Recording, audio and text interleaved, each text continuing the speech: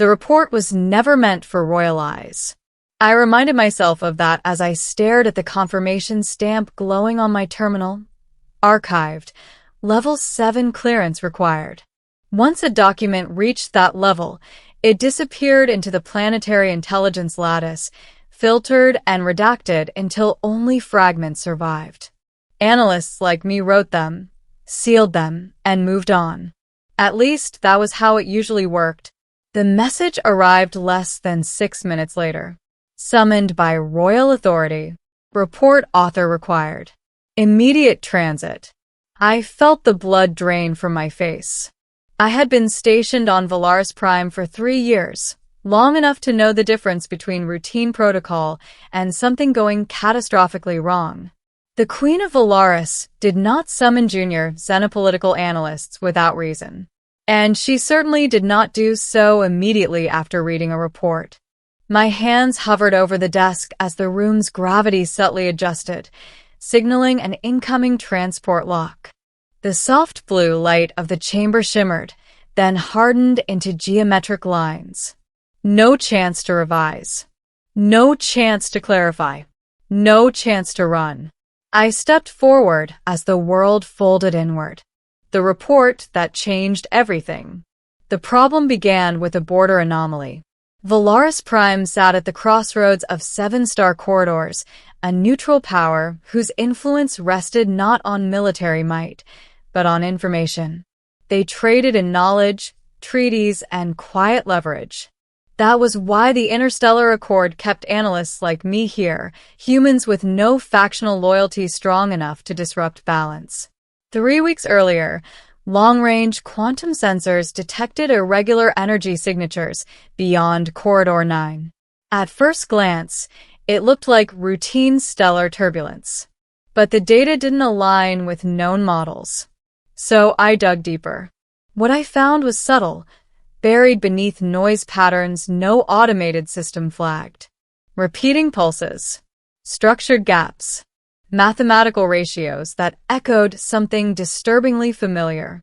Intelligence. Not artificial. Not Valerian.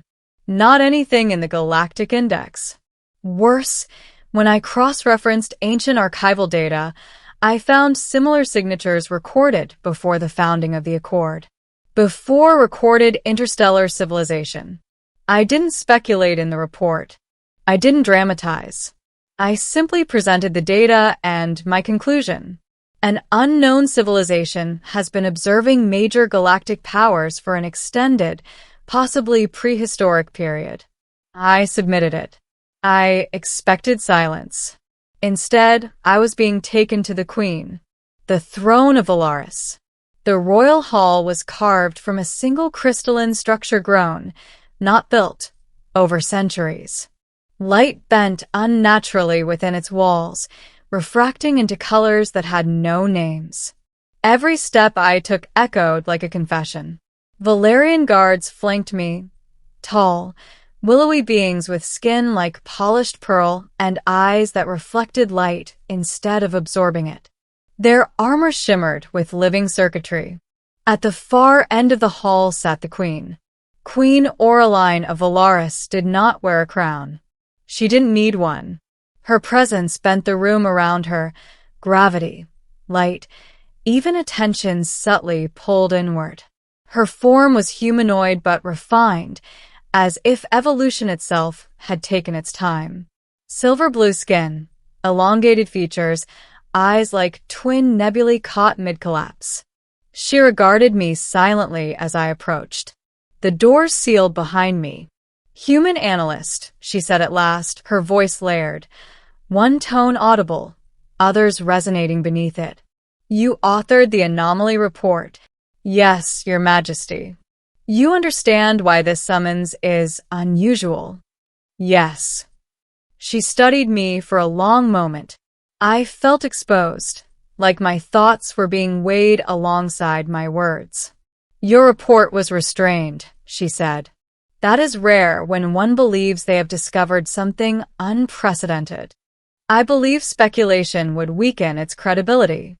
A faint smile touched her lips. "Correct." She gestured, and a holographic projection bloomed between us. The very data I had submitted, now expanded, layered with royal-level intelligence overlays. "You were not the first to notice these anomalies," she continued, "but you were the first to interpret them accurately." My heart pounded. "Your Majesty," I said carefully, "has this civilization been identified?" Her gaze sharpened. "Yes." The word struck harder than I expected. "We call them the Preceptors," she said. "They predate recorded galactic history. They do not conquer. They do not trade. They observe and intervene only when a civilization reaches a specific threshold." I swallowed. "What threshold?" Her eyes met mine. "Self-destruction." The truth Valaris kept hidden. The Queen rose from her throne. The room responded, light shifting to follow her movement. "Valaris Prime exists," she said, "because the Preceptors allowed it to exist." I struggled to keep my voice steady. "Allowed." Eons ago, our species approached extinction through unchecked expansion and internal war. The Preceptors intervened, not with weapons but with knowledge. They dismantled our power structures, erased entire technological paradigms, and left us humbled. She paused before me. "They told us something we have never shared with another species." The hologram shifted. New data appeared. Ancient star maps, timelines branching and collapsing. "They are not guardians," the Queen said. "They are judges." Civilizations that fail their evaluation are not destroyed outright. They are removed. Their influence erased. Their histories unraveled. My mouth went dry. "And the anomalies I detected?" I asked. "Are the signs of an evaluation in progress." A chill ran through me. "Of whom?" Her answer came softly. "The entire interstellar community. Why I was chosen." I didn't understand why I was still standing. "If this is known," I said, "why reveal it to me?" The Queen turned back to her throne, but did not sit. "Because the Preceptors changed their pattern," she said. "For the first time, they are no longer silent observers." The projection shifted again. This time, it displayed my report, annotated with symbols I didn't recognize. "They responded," she said, "to your analysis." My breath caught. "They embedded a reply within the anomaly itself," she continued, "encoded in the same analytical framework you used.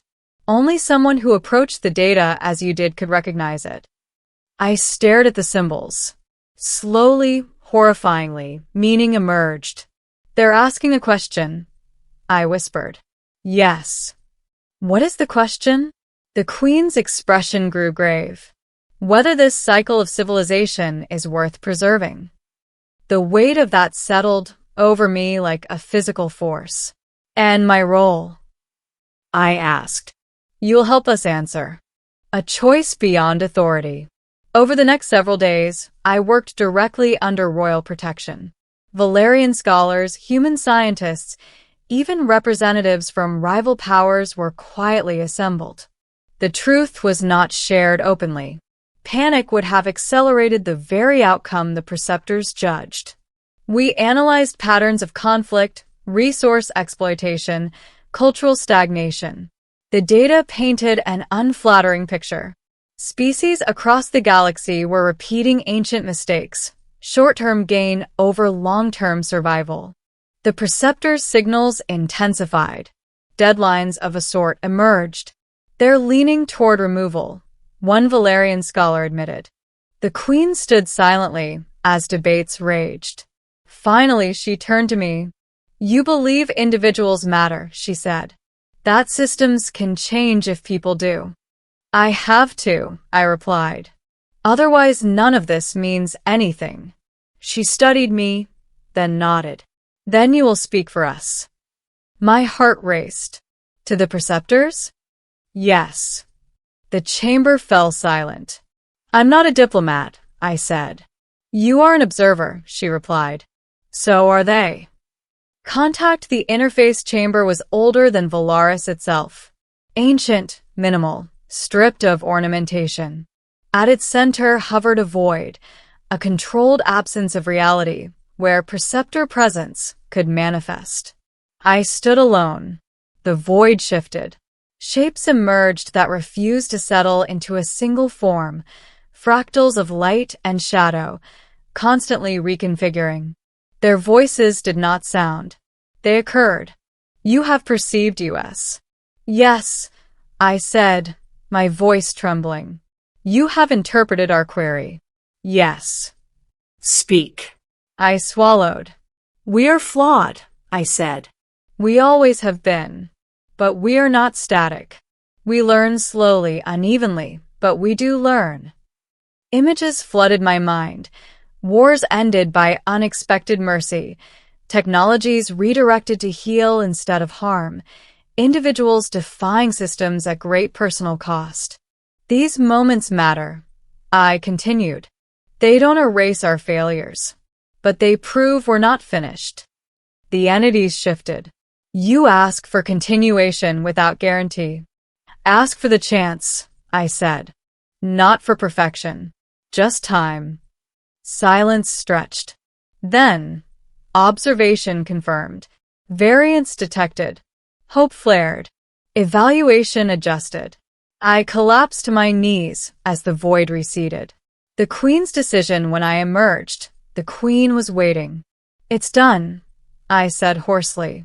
She inclined her head. Yes. We felt the shift. What happens now? The preceptors will withdraw. For now. She studied me with a softness I hadn't seen before. You changed the trajectory of an entire galaxy. I shook my head. I just told the truth. Which is rarer than power, she said. A new role weeks later. Valaris announced a new initiative. An interstellar council dedicated not to defense or trade, but to long-term species survival. Transparency, accountability, shared stewardship, quiet changes, careful steps. The Queen summoned me one final time. You will remain on Valaris, she said, as liaison and observer. I smiled faintly. To watch for anomalies? To watch for progress, she replied. As I left the hall, I understood something fully for the first time. The report hadn't summoned me to judgment. It had summoned me to responsibility. And this time, the galaxy had been given another chance. The galaxy did not change all at once. That was the first thing I learned after saving it. There were no celebrations broadcast across the star corridors, no grand announcements declaring that existence itself had been spared. Trade lanes still hummed. Border skirmishes still flared and faded. Ambassadors still argued in carefully chosen half-truths. From the outside, it looked as if nothing had happened. But beneath the surface, everything had shifted. The preceptor's withdrawal left behind a vacuum, not of power, but of certainty. For the first time in recorded interstellar history, the unspoken assumption that civilization would simply continue was gone. The Queen of Valaris ensured that knowledge was shared carefully, selectively, with those capable of understanding it without weaponizing it. Fear, when managed, became responsibility. And responsibility changed behavior. Entire research branches were quietly redirected from weapons optimization to long-term planetary stability. Extraction treaties were rewritten to account for centuries, not quarters. Artificial intelligences once designed to predict consumer demand were repurposed to model cultural collapse and prevent it. Slowly, almost imperceptibly, the galaxy began acting like it wanted to survive. I watched all of it from Valaris Prime, the observer, who was no longer invisible. My new office overlooked the Hall of Accord, its crystalline spires catching starlight and scattering it into 1,000 soft hues. It was a place meant for reflection rather than authority, and that suited me. I was no longer just an analyst. I was listed in the archives as Interstellar Observer, Preceptor Liaison, a title that carried no formal power and yet opened doors that had once been sealed to me. Species that would never have spoken candidly to one another spoke to me.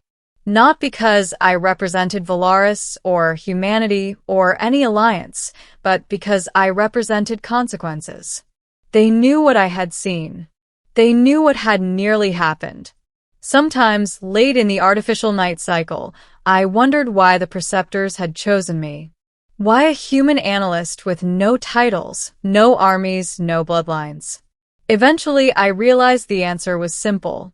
I hadn't tried to impress them. I hadn't begged, threatened, or promised a future I couldn't guarantee. I had done the one thing most civilizations struggled with at scale. I told the truth without certainty. The Queen's quiet legacy. Queen Oraline summoned me only once more after that first announcement.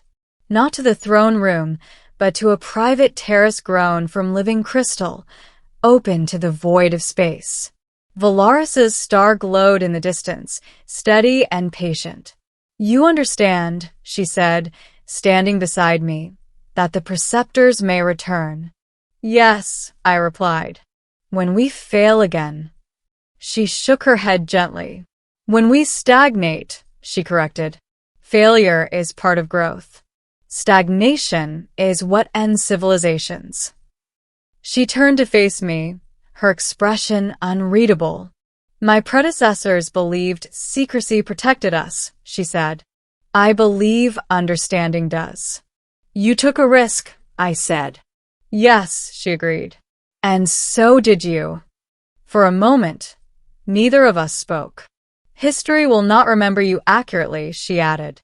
"There will be myths, redactions, doubts." I smiled faintly. "I'm okay with that." She inclined her head, a gesture of respect rare among her kind. "That," she said, "is why they listened." Echoes in the dark. Years passed, then decades. I aged in ways Valerians did not, though medical science slowed the process. Still, time made itself known. My hair grayed. My hands stiffened. The galaxy kept turning. Occasionally, deep space sensors would register something familiar, faint, structured distortions at the edge of detectability. The preceptors never spoke again. They did not need to. Their silence was no longer judgment. It was attention. And attention, I had learned, was the most valuable gift of all. The final entry. On the last day I worked, I filed one final report. It was not encrypted. It was not classified. It contained no warnings, no predictions, no anomalies. Only an observation.